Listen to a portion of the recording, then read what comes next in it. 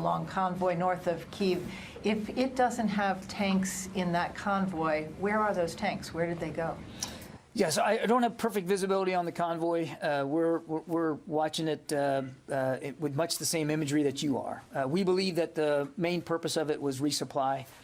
So it does, when you look at the images from the air, you can see a lot of it. They don't look like armored vehicles so much as they look like resupply trucks. That's not to say that there aren't combat vehicles in there. We don't have perfect visibility on it. But the assessment is that it was largely meant to help resupply. And it is still stalled. It is still stuck. We don't assess over the course of the weekend that it has made any progress. And I'm sorry, you had another one. Morale. We certainly see what's in the open press that you see about anecdotal evidence that some soldiers are flagging in their morale. We have also picked up other indications as well on our own that that morale continues to be a problem for many of the Russian forces, particularly up in the north and the east. It is not clear to us that all of the soldiers that Russia has put into Ukraine realized that that's what they were doing, that they were actually going to invade Ukraine. It's not clear to us that they had full visibility on the mission that which they were being assigned. And again, if that convoy was a resupply convoy and not really armored vehicles, where were those columns of tanks that were supposed to encircle Kyiv? Were they sent elsewhere? Yeah, I don't know. That's a better question for the Russian Ministry of Defense. We don't have perfect visibility in terms of what they're moving and what alternative routes they might have taken. And I don't want to leave you with the idea that we know perfectly what each and every vehicle is in there. It looks to be like our assessment is that it's largely meant for resupply, but I can't rule out that there aren't combat vehicles. It's a very, very long convoy. We don't even know if it's all, we can't even say that it's all one convoy and not several, but it does remain, as our best assessment is, it remains stalled. Fadi. Thank you, John. So when the reports about efforts by the Russians to recruit Syrian fighters to fight in Ukraine, first of all, what do you have to say about these reports? And based on your knowledge, did this effort start before the war or after the war? And who are these fighters they're seeking to recruit? Are they from the Syrian military, or what is your understanding of the situation? I can't speak for Russian recruiting efforts, Fadi. We do believe that the accounts of them, the Russians seeking Syrian fighters to augment their forces in Ukraine, we believe there's truth to that. So it's interesting that that Mr. Putin would have to find himself relying on foreign fighters here. Who they are going to be, how many they're getting, what they're going to pay them, all of that we don't have perfect visibility on. But we're in no position to refute the accounts that they might be seeking to recruit Syrian fighters. And since you mentioned that, it's kind of interesting that the Russian president is trying to rely on foreign fighters. Do you have an assessment, despite all the troops he has inside of Ukraine now, why he has to go and tap into foreign fighters, especially in Syria? I can't get inside Mr. Putin's head. He has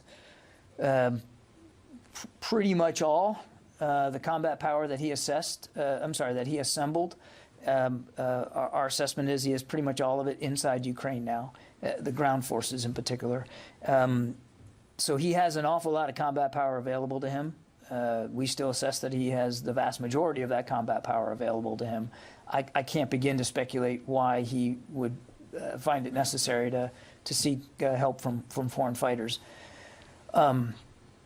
We do believe, as I said to Jen, that they are having morale problems. They are having supply problems. They are having fuel problems. They are having food problems. They are meeting a very stiff and determined Ukrainian resistance, and we still maintain that they are several days behind what they probably thought they were going to be in terms of their progress.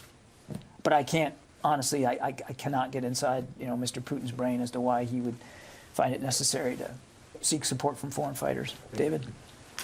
John, on this issue of Polish MiG-29s to Ukraine, Yeah. a number of U.S. officials have said this is under active discussion about how the U.S. might backfill. We just went back and looked at some previous statements by Polish officials.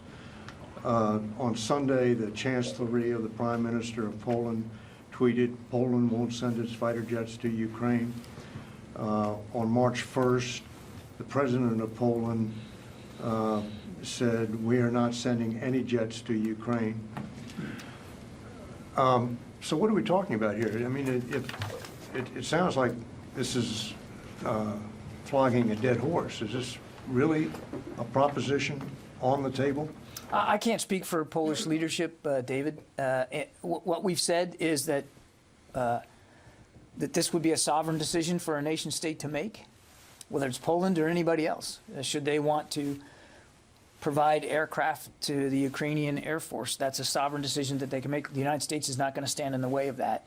There was discussion about if a nation such as Poland were to do this, would there be a capacity for the United States to backfill those aircraft with American-made aircraft? And what I can tell you is, because I can only speak for the Department of Defense, is that we are part of an interagency discussion to examine that possibility. No decisions have been made, certainly none that we're aware of by Poland, even, as you pointed out in your quotes there.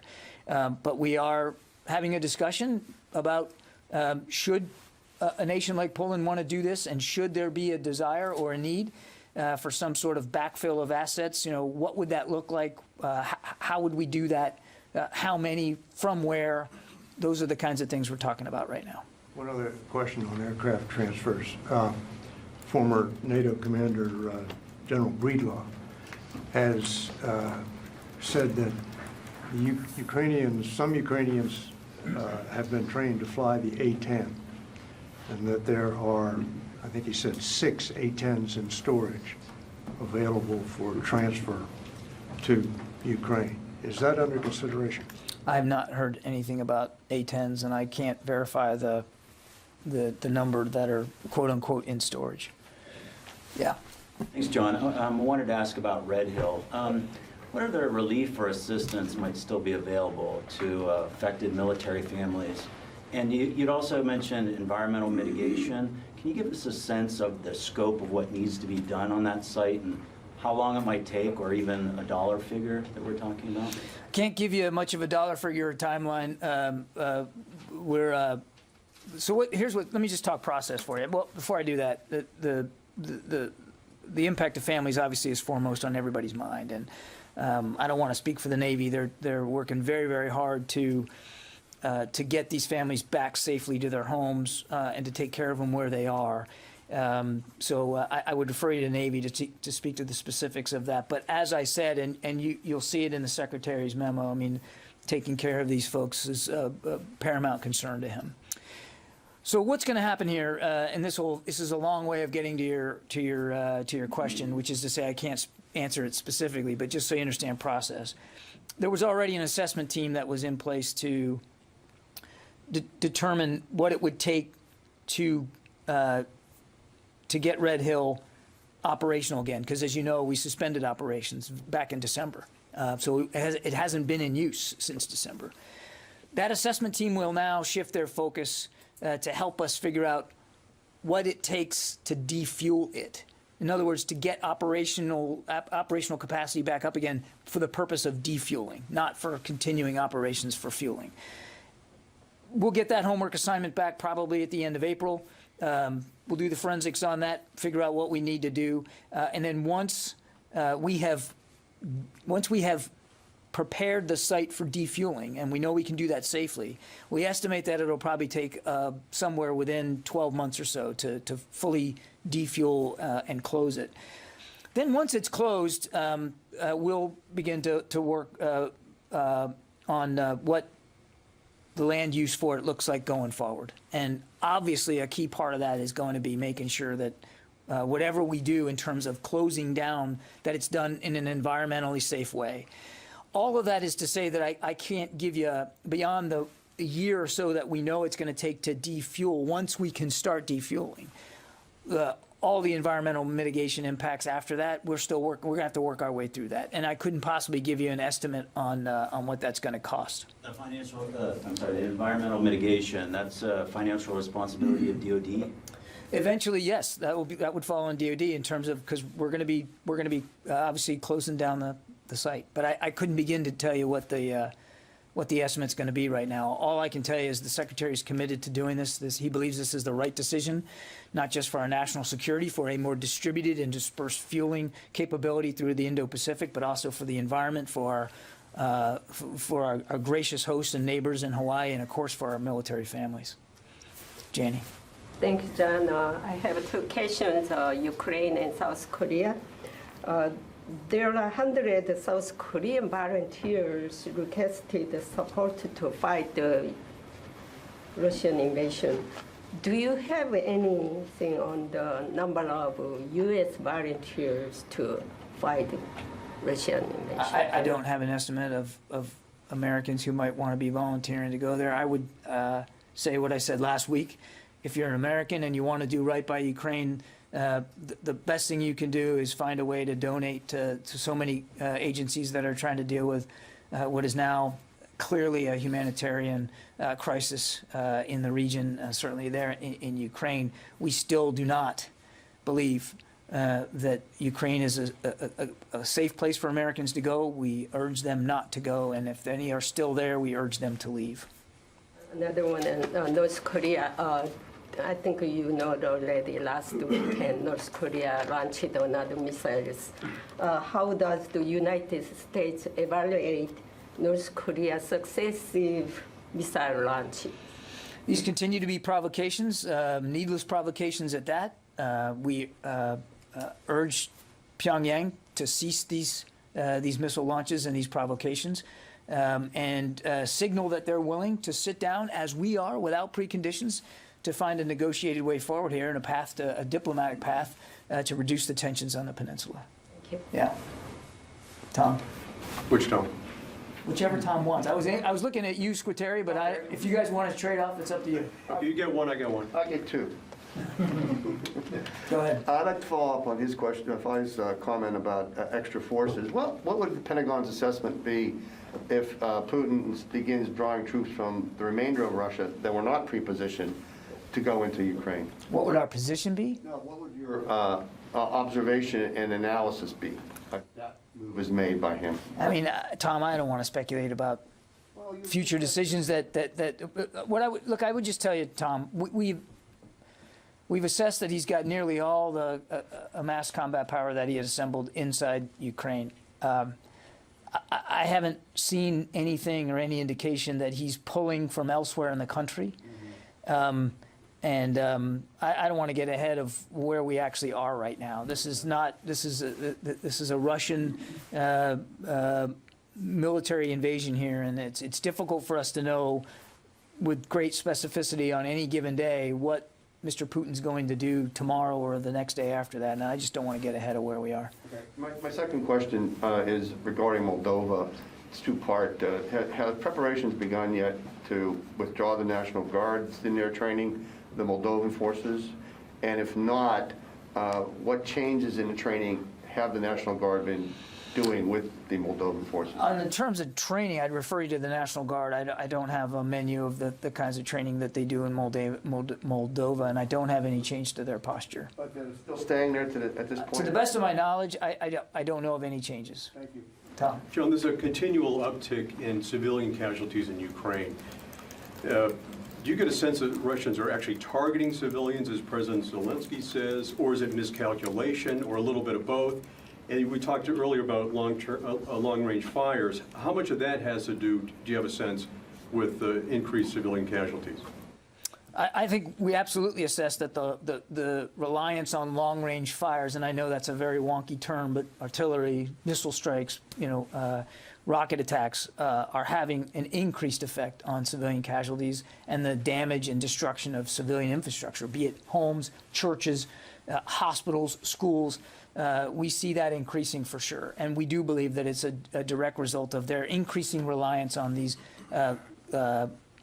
long-range fires. Now, the degree to which we can prove that these are incidental versus intentional, I don't think we've got that sense with any great fidelity, Tom. So it would be imprudent for me to speculate that we know for sure that a given target was intentional or not.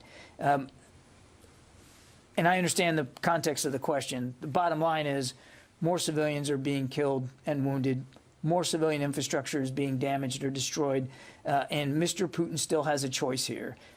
Not to escalate, not to be more aggressive in the use of these long-range fires and in his capabilities, but to find a diplomatic path forward and to end the invasion. Government or military targets they're going after now happen to be in more residential civilian areas, or you just don't know? I don't have perfect visibility into their targeting process.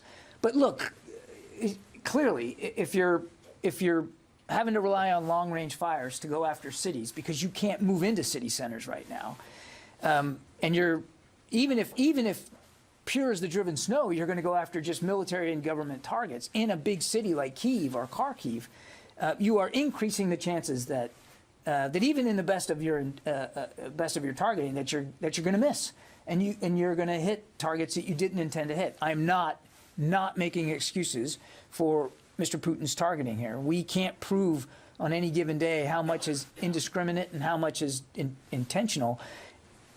Bottom line is, more people are getting hurt, more damage is being done, more people are having to now flee their country, and all of it, Tom, intentional or not, was completely unavoidable. Completely unavoidable, and frankly, can still be unavoidable going forward.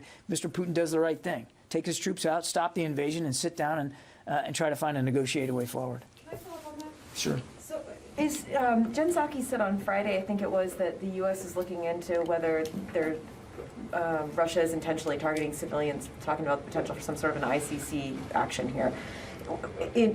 Is DOD providing information to this review that's ongoing? Are you looking for actual evidence that the Russians are targeting civilians for potential criminal court? Not that I'm aware of.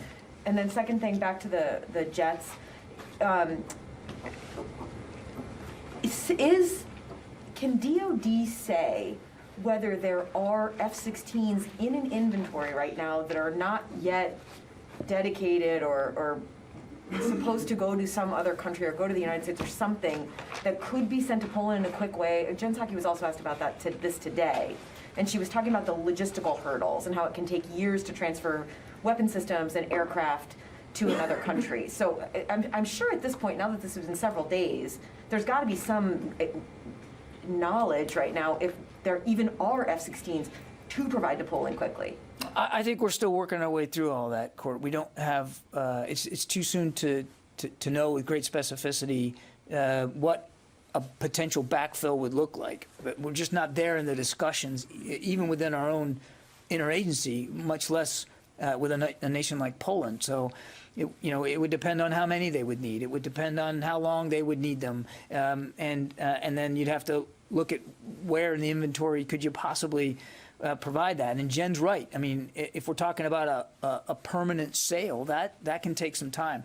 We're just not there yet. I mean, I appreciate the question, but we're just not prepared to answer it right now. Is there a process for speeding up a sale like that? I mean, I'm sure there's got to be some sort of a process, right, that would exist in DOD?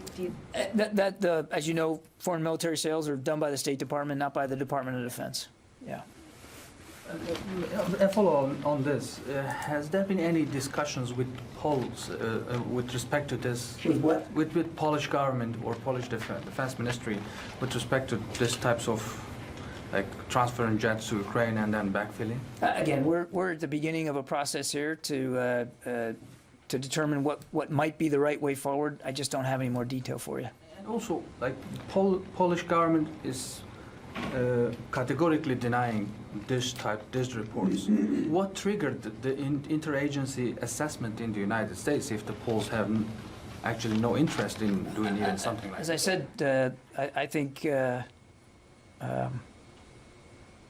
you all saw President Zelensky held a call with lawmakers, and one of the things that he talked about was his desire for more material and to include aircraft. And so we're having a prudent discussion about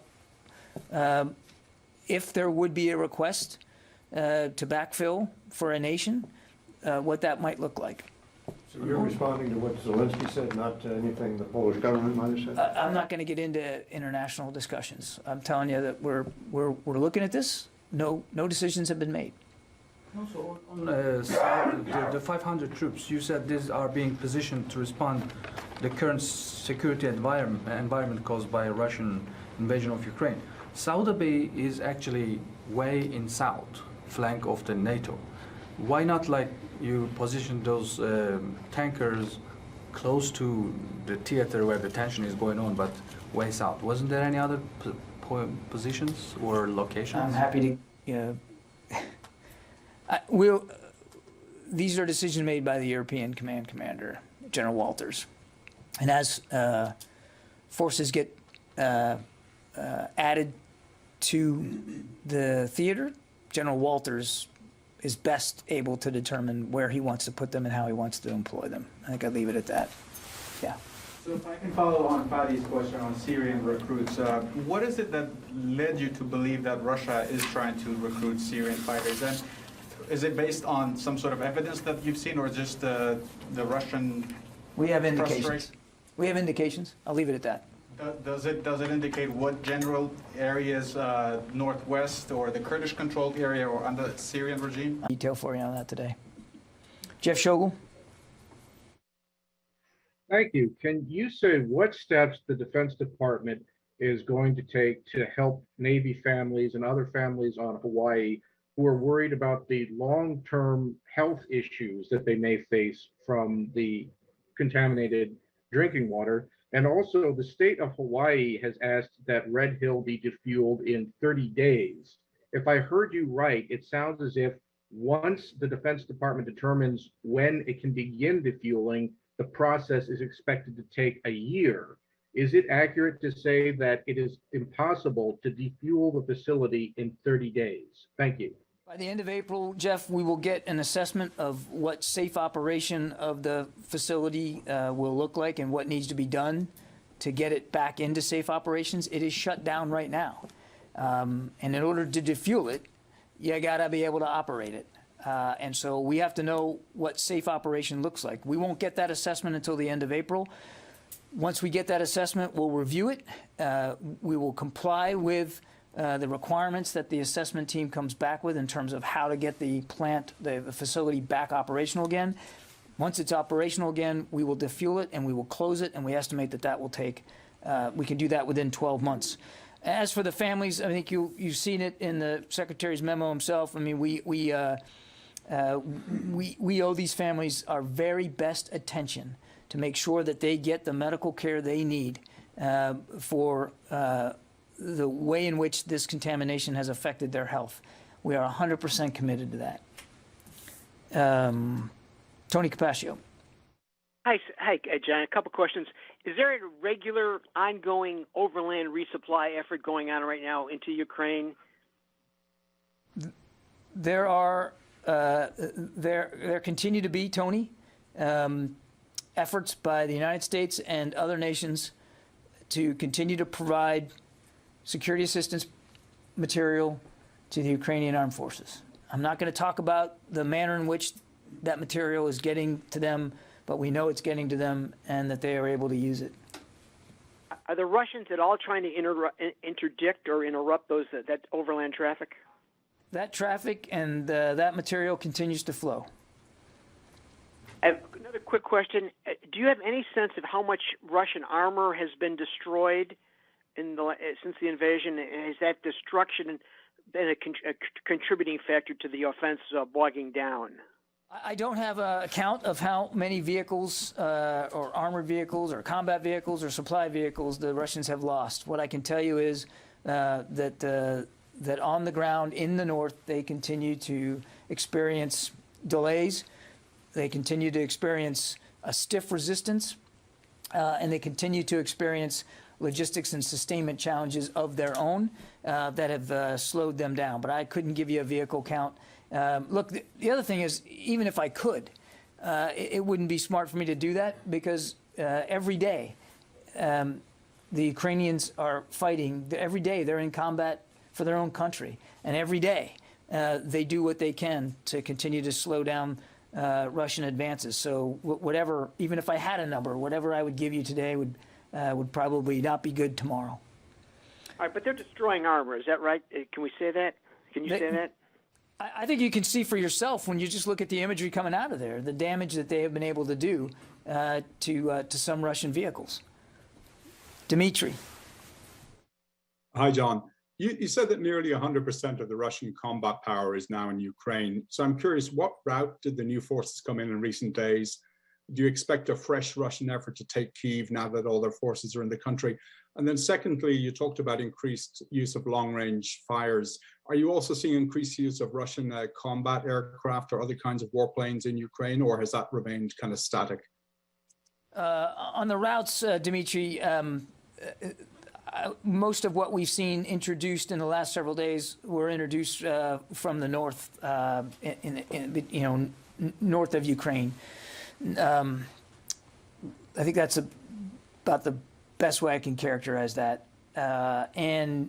On Russian aircraft, I would say the airspace over Ukraine remains contested. The Russians have not achieved air superiority over the whole country. It is dynamic. It changes day to day. But Ukrainian aircraft are flying, Russian aircraft are flying. Missiles from both are also in the airspace, very contested. I don't have the Russian air operations plan, so I can't tell you with any specificity on any given day how many of their aircraft are up and flying and what missions they're conducting. But clearly, and you can, again, you guys can see this for yourself and in the imagery coming out of Ukraine. I mean, the Russians continue to be able to fly their aircraft, but it is contested, and it is contested by the Ukrainians. Let's see, Oscar from the Polish press agency. Thanks. So I wanted to ask, Dr. Carlin recently said in Congress that you were going to have to redo the global posture review in light of the new realities. And some lawmakers and governments, today Latvia, have been pushing for permanent U.S. presence on the eastern flank. Is that something that's being considered? And when could we see the results of this overhaul? Thank you. I think you might be misunderstanding a little bit of what Dr. Carlin said. I don't think she said we have to redo the global posture review. She said that certainly in the wake of this invasion, it would be wise for us to take a look at our European posture. That makes a lot of sense, given what we're seeing right now. And at the appropriate time, we'll do that. It's not the time now to be looking at redrawing the posture map of Europe. Right now, we're focused on making sure that we can better bolster the capabilities of the alliance, and that's what we're doing, including with those 500 troops I just talked about today. But certainly, we would be taking into consideration over the long term whether or not European posture does need any adjustments. No decisions have been made about changing any permanent presence in Europe, whether it's in Latvia or anywhere else. So we're focused on making sure that we can continue to help Ukraine defend itself, and you continue to make sure that NATO can defend itself. That's what our focus is on right now. Jared from Our Monitor.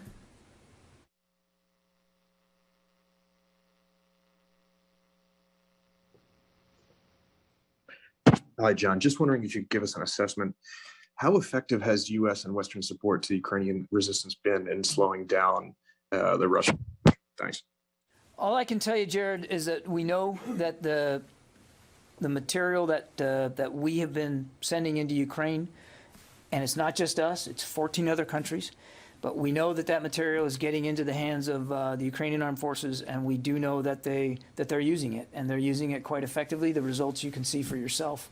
I think I'd just leave it at that. Megan, Military Times. The last figure you had for us about the number of U.S. troops who'd been put on heightened alert to possibly go to Europe was between 10 and 12,000. Is that the same now, or have there been more troops put on that alert? I know of no other units that were put on additional PTDO, Megan. Caitlin, Stars and Stripes. Hi, John. Thank you. Yeah, wanted to talk a little bit more about the jet and Poland situation. Can you talk a little bit about the logistics and the problems and challenges that the U.S. would face to do that backfill? Jen Psaki today talked a little bit about, talking about where the planes would part from. Could they fly through NATO airspace? Can you talk a little bit about those problems? I would just say, again, we're very early on in a discussion here about a possibility. It's not even a done deal at this point, but it's just a discussion about the possibility of, should there be a nation that would want to give aircraft to the Ukrainians and would ask for a backfill from the United States. Should that happen, what would that look like? How would we do that? And we don't have all the answers right now. I understand the great interest in it, but the truth is we're very early on in a discussion right now about what the possibilities of that could be. We just don't have enough granularity to be able to make tough or easy decisions right now about how many aircraft, where they would come from, how they would get to where they're going. We're just not there yet. Look, I think we should all just kind of step back just a little bit here, and rather than get dragged down into the idea of a backfill of aircraft, just take a look writ large about what's going on here. Ukraine is in a significant fight for its country and its citizens. The United States and many other nations are doing a lot to try to help them in that fight. And President Zelensky has shown great courage and poise and leadership by staying in Kyiv and truly leading his country through this. And what I can tell you is that from the United States perspective, certainly from the Department of Defense, but I would say across the administration, we're going to continue to look for ways to help Ukraine defend itself. We're not always going to have all the answers in the moment that they become news, but it doesn't mean that we're not going to take them seriously and consider them and look at them and see what can be done. The other thing that we're doing, and I hope it's clear in the brief announcement I had today, is we're going to continue to look for ways to bolster NATO, to look for ways, innovative ways, creative ways, to make sure that Mr. Putin understands how seriously we take Article 5 and how seriously we take our collective security requirements inside that alliance, how seriously we consider the importance of alliances and partnerships. We've invested a lot of time in the last year in revitalizing alliances and partnerships in Europe, but around the world. And I think you're really seeing that bear fruit right now. I just think it's important to keep a little bit bigger perspective on this and not just get dragged down into the particular headline of the day. Yeah, last question. Thanks, John. We know that bombardment has been increasing in Ukraine. Senior defense officials said that earlier. We also know that the Russians used bombers and other aircraft to attack ground targets, at least earlier on in the invasion. Can you say at this point what role Russian aircraft seem to be playing in the bombardment of these key Again, population centers? it's difficult for me to get into a tactical level briefing of what Russian operations look like. We don't have perfect visibility. What I can tell you, Matt, is that we continue to see Russian air forces participate in this invasion. They continue to launch weapons. They continue to conduct attacks in support of Russian objectives inside Ukraine.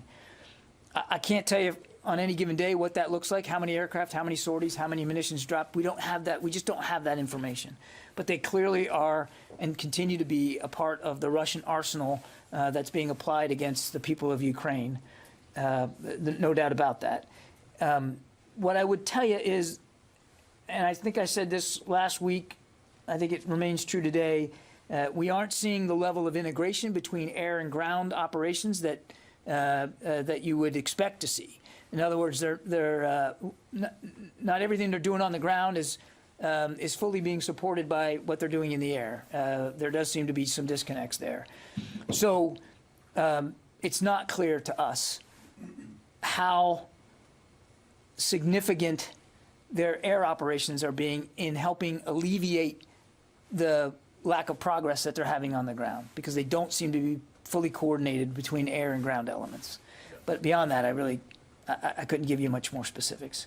Okay. John, when you said just told Dmitry the forces are coming in from the north, did you just mean from Russia or also from Belarus? I think over the last few days, we've seen them come in from both. Okay, thank you. Yeah. Okay, thanks, everybody.